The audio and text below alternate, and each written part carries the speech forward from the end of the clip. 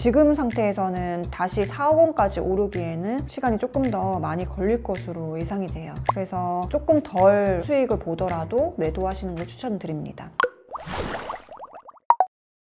안녕하세요. 내 집 마련 멘토 강남 여유주입니다. 오늘 사연은요, 간절하게 사연을 채택해달라고 보내오셨는데요. 어떤 사연인지 한번 보겠습니다. 안녕하세요. 제발 저의 사연을 듣고 조언 부탁드립니다. 너무 간절한 마음으로 사연 보냅니다. 저는 수원 장안구 천천동에 있는 A 아파트에 살다가 22년 2월 천천동 일성 아파트를 매수했습니다. 그 당시 수원이 과열지구여서 6억 원에 매수를 했어요. 매수하고 며칠 있다가 대출 규제가 생겨 보유하고 있던 A 아파트를 매도하지 못했습니다. 고금리 주담대를 받고 여기저기 돈을 끌어모아서 버텼어요. 200만 원 들어있는 아이들 저축통장까지 해지해서 돈을 마련했습니다. 그때부터 지금까지 매월 300만 원이나 되는 이자를 갚느라 정말 너무너무 힘들고 지쳤습니다. 매도하지 못한 아파트를 1년간 공실로 두다가 23년 2월에 2억 원의 전세를 놓고 잠시나마 한시름 놓았어요. 그런데 갑자기 취득세 내라는 우편물이 왔습니다. 일시적 2주택으로 두 번째 집을 매수했거든요. 일시적 2주택 기한이 3개월 남았다고 3개월 안에 매도하지 않으면 취득세를 내라는 연락이 왔습니다. 제가 안 팔고 싶어서 안 판 게 아닌데 이럴 때는 어떻게 해야 할까요? 오늘도 부동산에 문의를 하니 매매는 거의 거래가 안 된다고 합니다. 가격을 완전히 낮춰서라도 파는 게 나은지, 또 연끌해서 취득세를 내고 두 채를 가져가는 게 맞는지 도대체 모르겠어서 도움을 청합니다.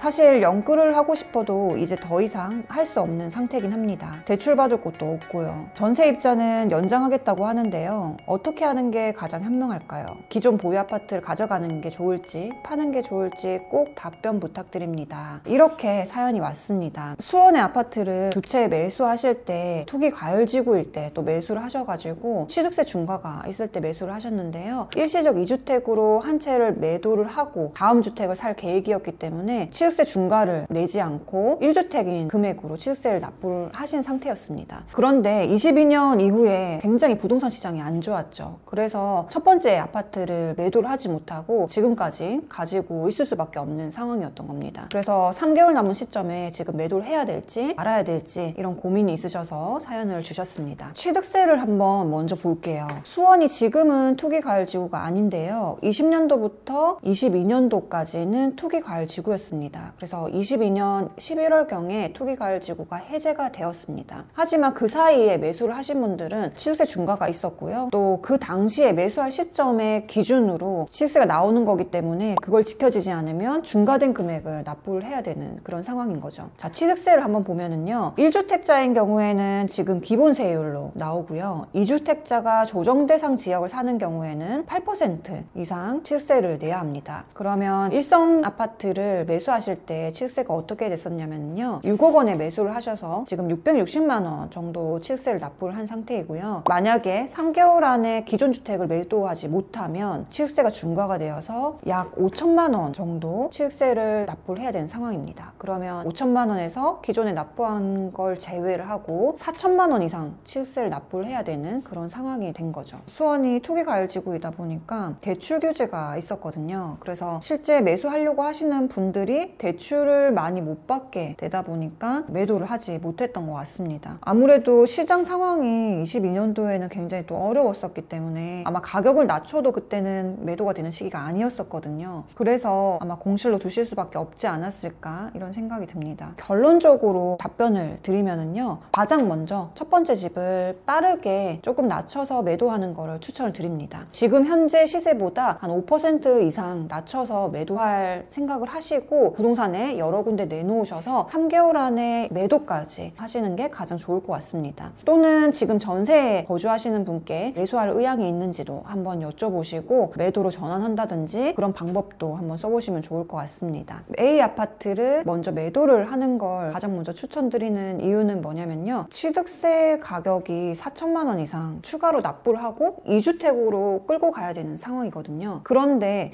A 아파트를 만약에 2년 정도 더 보유 매도를 했을 때 4천만 원 이상 수익이 나는지를 한번 생각해 보셔야 됩니다. 수원 같은 경우는 앞으로 입주 물량이 없고 급격하게 가격이 오를 것으로 예상되진 않습니다. 여차하면 2년을 보유하고 있더라도 4천만 원 이상 오르지 않을 가능성도 있기 때문에 A 아파트는 매도를 하고 저는 다음 타임을 좀 기다리시는 게 더 좋다고 판단이 됩니다. 그리고 지금 일시적 2주택 같은 경우는 기한이 정해져 있으면 잔금까지 그 기한 안에 들어와야 됩니다. 그래서 3개월이 나왔다고 하면 3개월 이내에 소유권 이전까지 다 완료가 되어야 되는 거기 때문에 조금 더 빠르게 움직이셔서 잔금을 딱 기한 안에 맞출 수 있도록 하시는 게 가장 좋을 것 같습니다. A 아파트 그래프를 한번 보면은요, 급등하기 전에 기간이 한 5, 6년 이상 똑같은 금액이었거든요. 만약에 저점에 사셨다고 해도 2억 초반에서 2억 중반에 아마 매수를 하셨었을 걸로 예상을 합니다. 많이 올랐을 때는 4억 원까지 올랐다가 3억 초반으로 떨어진 상태예요. 그러면 매수를 저점에 했다고 하더라도 지금 시세 차익은 한 5, 6천 정도 나는 것으로 예상이 되거든요. 해당 아파트는 지금 29년 차 아파트인데요. 아직 뭐 재건축 얘기라든지 그런 부분들이 있는 곳이 아니기 때문에 지금 상태에서는 다시 4억 원까지 오르기에는 시간이 조금 더 많이 걸릴 것으로 예상이 돼요. 그래서 조금 덜 수익을 보더라도 매도하시는 걸 추천드립니다. 지금 거래된 가격들을 보면 직거래가 24년 12월 달에 가격이 3억 천에 거래가 됐습니다. 다른 높은 층 같은 경우는 3억 중반 이상까지도 올랐었는데요. 이렇게 지금 거래된 내역을 보면은 3억 초반에 거래를 한다고 하면 충분히 저는 수요가 있을 걸로 예상을 합니다. 또 전세 금액도 매매가와 크게 많이 차이 나는 상태는 아니어서요. 전세 가격은 조금씩 오르고 있는 그런 상황인데, 이런 걸 봤을 때 충분히 전세 거주하시는 분들도 매수로 전환할 수 있는 아파트로 보이기 때문에 이번 1월 달에 적극적으로 매도하시는 걸 저는 추천드릴게요. 다음으로 만약에 지금 A 아파트를 얼마에 샀는지가 지금 나와 있지 않기 때문에 현재 상태로만 말씀을 드리면은요, 기존에 A 아파트를 샀을 때 시세 차익이 한 1억 원 정도 났다고 하면 비과세 문제가 또 있을 수 있습니다. 비과세 기간도 3개월 안에 잔금이 완료되어야지 비과세를 받을 수 있는 건데요. 만약에 A 아파트가 비과세가 1억 원 이상 정도 날 예정이어서 비과세 부분이 걱정이 된다고 하신다면 또 다른 방법이 하나가 있습니다. 바로 캠코에 공매 의뢰를 하는 건데요. 캠코에 공매 의뢰를 하게 되면은요, 일시적 2주택인 상태에서 매도를 안 한 게 아니라 매도를 하고 싶은데 안 팔려서 한 거기 때문에 매각 의뢰를 하게 되면 매각 의사가 확실한 것으로 간주를 합니다. 그래서 일시적 2주택 대한 특례를 추가적으로 받을 수가 있습니다. 매각 의뢰한 날로부터 2년 동안 연장이 되는 건데요. 다만 이런 경우에는 캠코를 통해서 공매로 진행이 될 때만 인정을 해주는 겁니다. 만약에 내가 일반 매매로 부동산을 통해서 매각을 한다고 하면 비과세 혜택은 적용이 되지 않는 거죠. 그런데 이 사례 같은 경우는 비과세 문제보다는 사실 취득세 문제가 더 크거든요. 지금 제가 설명드렸던 공매로 인한 추가적인 혜택은요, 양도세 부분만 비과세를 추가로 받을 수 있는 부분이어서 취득세와는 또 별개입니다. 만약에 비과세 금액이 크지 않고 2천만 원 정도 수익이 난다, 이런 상태라고 하면 이 캠코에 의뢰하기보다는 조금 더 빠르게 매도하는 게 훨씬 좋겠죠.